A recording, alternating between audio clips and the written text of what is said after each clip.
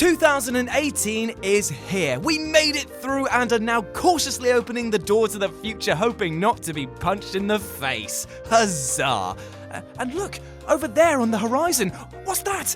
Oh, it appears to be a slew of promising films which might be actually kind of decent. Well, come on kids, throw down those rusty spoons and stop crying your salty tears and let's charge into the future.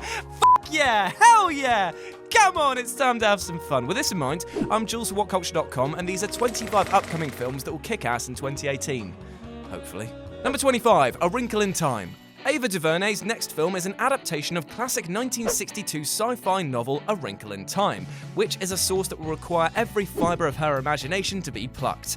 It includes interdimensional travel, stunning, strange new worlds, and creatures of unimaginable oddness. Basically the same experience that you get if you spend a night drinking in a Wetherspoons up north. If the balance between the otherworldly effects and humanity is achieved, it'll be a treat. Number 24, Mission Impossible 6. Tom Cruise might one day stop doing stunts that probably give his insurers nightmares, but that day is not in 2018 and certainly wasn't part of Mission Impossible 6, which sees him teaming up with the very mustache that ruined Justice League, no more positive thoughts, Jules, come on, aka Henry Cavill.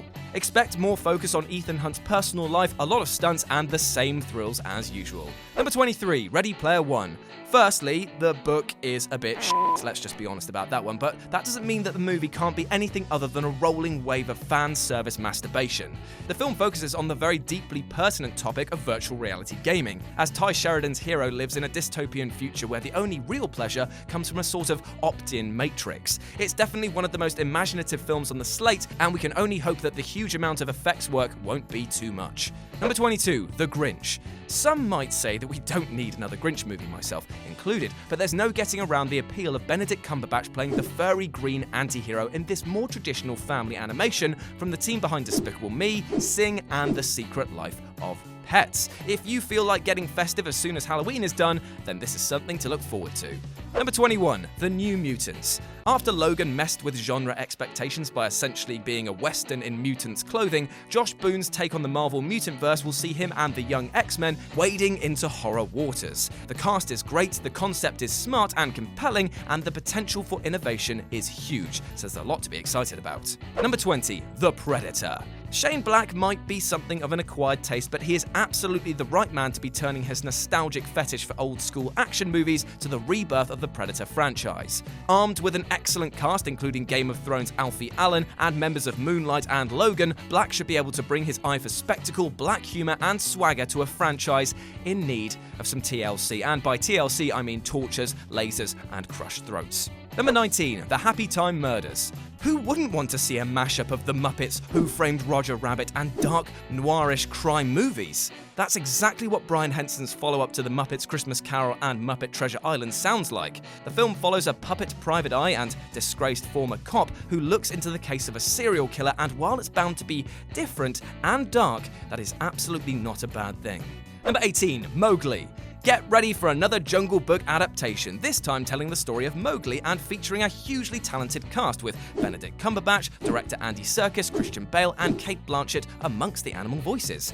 This film has the strong foundation of a beloved story. Inevitably, though, it's going to draw direct comparisons with Disney's live-action adaptation, but that might actually give it a marketing boost. Number 17, Sicario 2 Soldado. The idea of a Sicario sequel would have been surprising to anyone watching the explosive original, but it's not all unwelcome given how good the original movie was. Now, some of the cast might not come back, but key talent Josh Brolin and Benicio del Toro are back, and Gamora director Stefano Sollima has come in. He knows noir crime, and his take on the terrorist smuggling plot sounds great even without Emily Blunt. Number 16, Jurassic World Fallen Kingdom. Now, the marketing for Fallen Kingdom has focused more on the Dinosaur Protection Group's rescue attempt to save the free-roaming dinos from the volcanic destruction of the island, but under the animal rights story, there's definitely more to the tale, as the trailer seems to have only showed footage from the first half of the movie. Let's just hope it goes in the same new directions without losing sight of what made Jurassic World so good. Number 15, Halloween. John Carpenter has said that David Gordon Green's reboot-quel is going to be the scariest ever.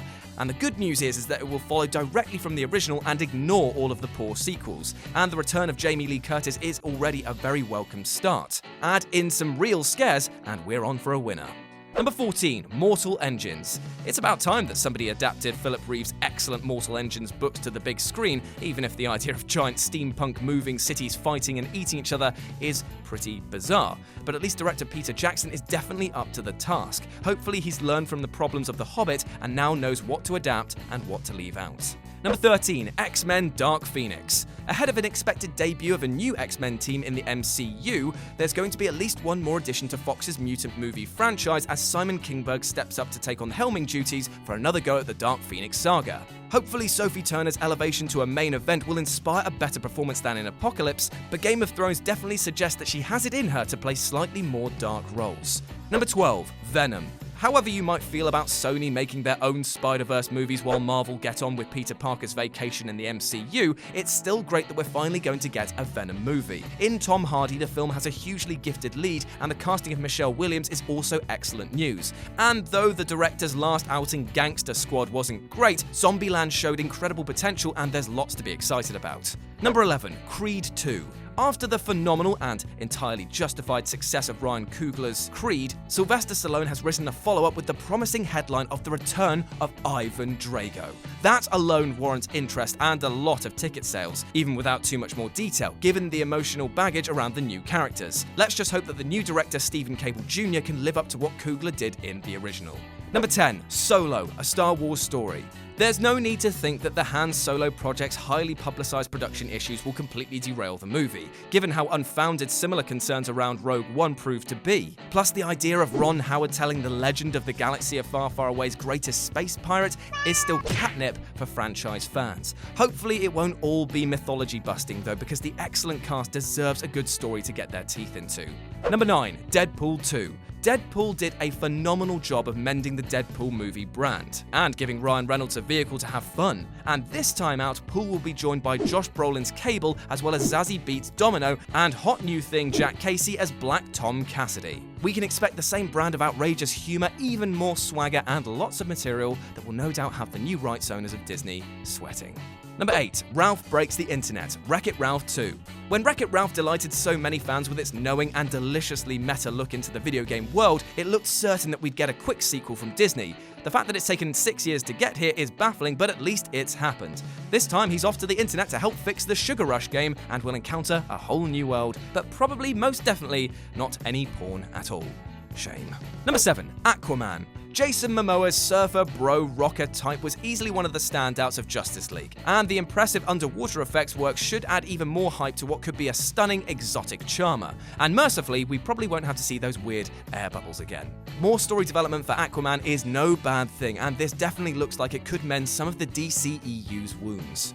Number 6, Fantastic Beasts, The Crime of Grindelwald. The sequel to the hugely successful first Fantastic Beasts movie isn't actually a Fantastic Beasts movie, it's more like a Voldemort saga prequel, given the focus of the rise on Grindelwald and his volatile relationship with the young Dumbledore. Whether we'll see an extermination of their sexuality remains to be seen, but the casting of Jude Law as Albus is inspired. Just being welcomed back into this world is a joy, and seeing a full-scale wizarding war is very exciting indeed. Number 5, First Man.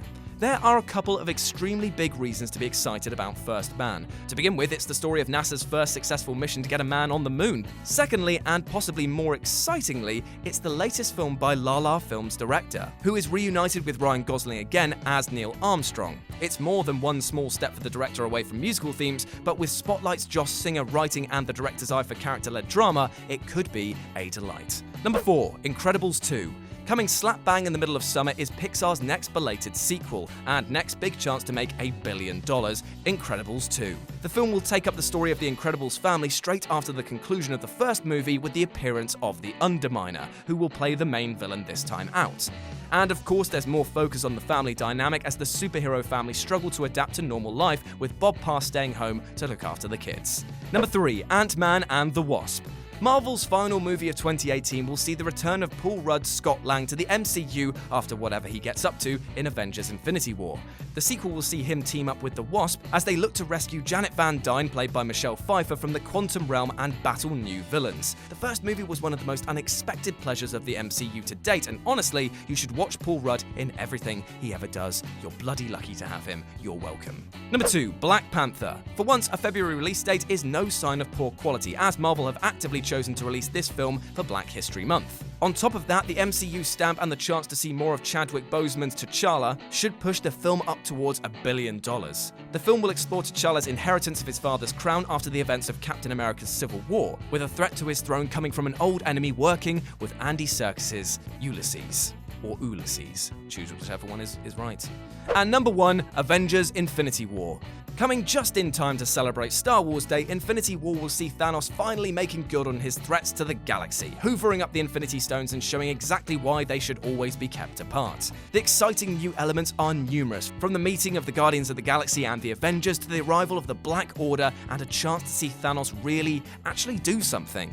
Then there's the loose ends of Scarlet Witch and Vision's relationship, Thanos' dynamic with his daughters, the aftermath of Civil War, and the exiled Asgardians to throw in. In short, it's going to be big, bold, and busy, and the Russos should be well equipped to make this the best MCU movie to date. Whew, and that's the rather long list of the films that you should be excited for in 2018. Let us know what you thought about it down in the comment section below, then swing by Whatculture.com for more news and articles like this every goddamn day. As always, I've been Jules, you've been awesome, and I'll speak to you soon.